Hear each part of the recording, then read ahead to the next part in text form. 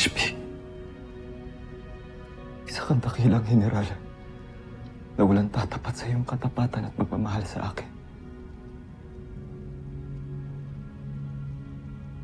Isa ka rin babaeng karapat-dapat ring malhin.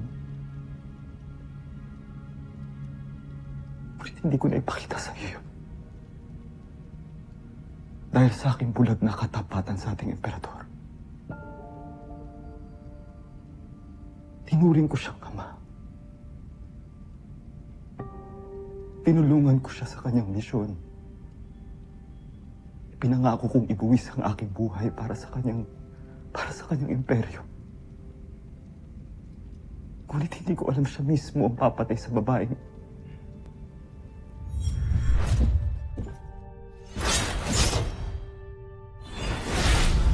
Handa akong ialay ang aking buhay para sa'yo, Joffrey.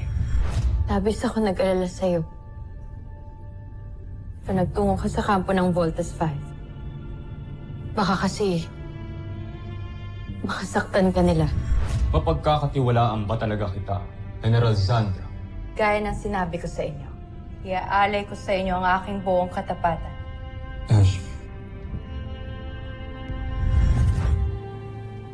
Sa babaeng pinakamamahal ko. Oh, Sandra.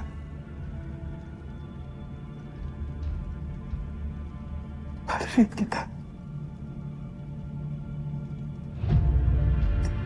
Mahal na mahal kita, Sandra.